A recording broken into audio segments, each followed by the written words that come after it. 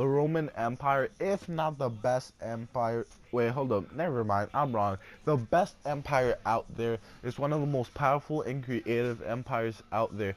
Thanks to its sweet engineering and architect skills, they were able to build huge and humongous structures to represent one of their greatest leaders. For example, Julius Caesar, because thanks to their military skills, he was able to conquer so many lands.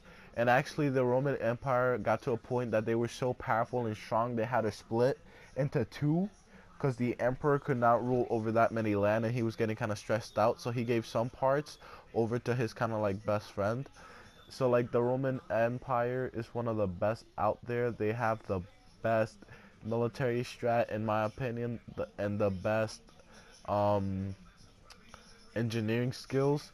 And in this video, you guys are about to learn most of the events that took place in the Roman Empire and some sweet facts. And at the same time, this is my creative piece for my Empire project. So without further ado, let's get into this.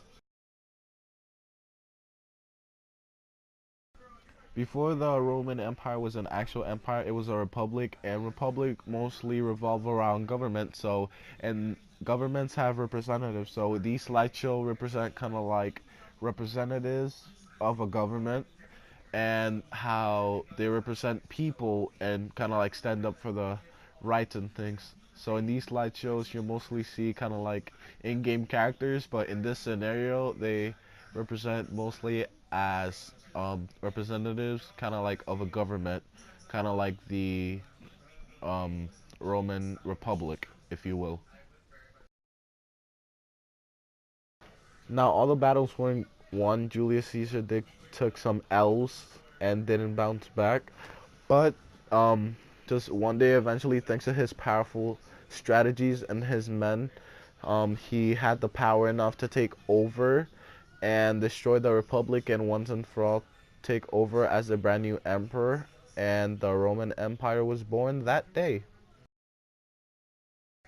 Now, the Roman Empire was actually a pretty peaceful empire. Like, they ruled over their people with respect, and actually were pretty calm and respectful people, had a lot of fun, and chilled out. And the emperor mostly treated his people with respect, no matter if you how rich or poor you were, as long as you followed the laws, obviously. He was very friendly with his people, always saying hi when he passes nearby. And so, yeah, for the most part, he was a very peaceful person, and his people were very prosperous and stuff. And they were great leaders over the Roman Empire. And for many many years, things been really great. And they conquered so many lands and it was so big, they had a lot of diversity. So they had a lot of different religions and beliefs within their empire. So for example, like different nations, if you will. Now, SPQR is something very important to know. Before like I said, the Roman Empire was a republic, they had something called SPQR, which they basically stand for. It was a republic, kind of like when they were nominating people to represent themselves.